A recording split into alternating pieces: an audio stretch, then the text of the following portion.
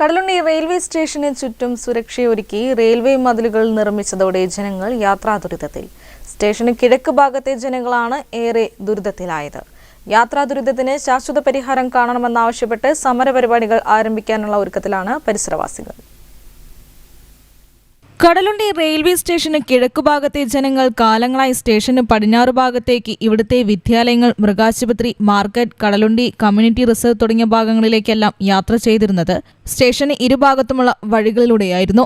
എന്നാൽ Kadalundi railway station നവീകരണ പ്രവൃത്തികൾ പുരോഗമിക്കവേ സ്റ്റേഷന് ചുറ്റും ഉയരത്തിൽ മതിലുകൾ നിർമ്മിച്ചതോടെയാണ് യാത്രാദുരിതം തുടങ്ങിയത്.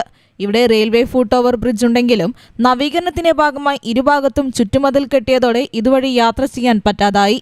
ട്രെയിൻ യാത്രക്കാർക്ക് മാത്രമേ ഓവർബ്രിഡ്ജ് വഴി ഇപ്പോൾ യാത്ര ചെയ്യാനാകൂ.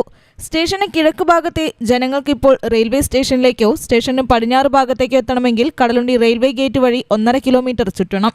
സ്റ്റേഷന് പടിഞ്ഞാറ് ഭാഗത്തെ 2 LP സ്കൂളിലെ വിദ്യാർത്ഥികളാണ് ഏറെ ബുദ്ധിമുട്ടുന്നത്. സ്റ്റേഷന് കിഴക്ക് ഭാഗത്തു നിന്നും 2 കിലോമീറ്റർ നടന്നു വേണം സ്കൂളിലെത്താൻ.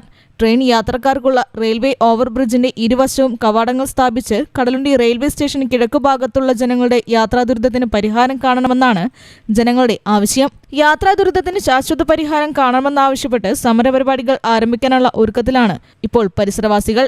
ടൂറിസം വികസനത്തിലേക്ക് വൻ കുതിപ്പ് നടത്തുന്ന കടലുണ്ടിയെ രണ്ടായി മാറ്റുന്ന റെയിൽവേയുടെ തെറ്റായ നടപടിക്കെതിരെ ശക്തമായ പ്രക്ഷോഭ പരിപാടികൾ ആരംഭിക്കുമെന്നും CPM ഫറൂഖ് ഏരിയ കമ്മിറ്റി അംഗവും പ്രദേശവാസിയുമായ ബാദുഷ കടലുണ്ടി പറഞ്ഞു.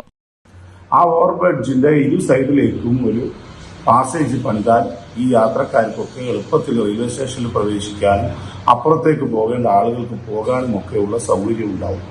ഈ ആവശ്യം ഉന്നയിച്ചുകൊണ്ട് കടലുണ്ടി ഗ്രാമപഞ്ചായത്തും അതുപോലെ തന്നെ മന്ത്രിയും ബഹുമാനപ്പെട്ട MP അടക്കം ഇടപെട്ടിട്ടുണ്ട്. അവർക്കൊക്കെ ഇവിടുത്തെ ജനങ്ങളുടെ സങ്കടം ബോധിപ്പിച്ചിട്ടുള്ള വിവരങ്ങൾ കൊടുത്തിട്ടുണ്ട്. അവരുടെ ഭാഗത്തു നിന്നെല്ലാം ഇടപെടൽ നടക്കുന്നുണ്ട്. പക്ഷേ റെയിൽവേയുടെ ഒരു ധിക്കാരപരമായ സമീപനമാണ് ഇതിന് തടസ്സമായി നിൽക്കുന്നത്. അതുകൊണ്ട് ജനകീയ പ്രക്ഷോഭമല്ലാതെ മറ്റൊന്നും ഇതിനു മുമ്പിൽ വഴിയില്ല. എല്ലാവരെയും കൂട്ടിയോജിപ്പിച്ചുകൊണ്ട് തന്നെ ഈ പ്രക്ഷോഭത്തിന് CPIM നേതൃത്വം നൽകുമെന്ന് തന്നെയാണ് പറയാനുള്ളത്. കടലുണ്ടി റെയിൽവേ സ്റ്റേഷന് കിഴക്ക് പടിഞ്ഞാറ് ഭാഗങ്ങളെ ബന്ധിപ്പിക്കുന്ന റെയിൽവേ ഓവർബ്രിഡ്ജിന് ഇരുവശത്തും പ്രവേശന കവാടങ്ങൾ സ്ഥാപിക്കണമെന്നാവശ്യപ്പെട്ട് ആദ്യ സമര പരിപാടിയായി ഈ മാസം 30-ന് കടലുണ്ടി റെയിൽവേ സ്റ്റേഷനിലേക്ക് ബഹുജന മാർച്ച് നടത്തുമെന്നും അദ്ദേഹം പറഞ്ഞു. News bureau, Kadalundi.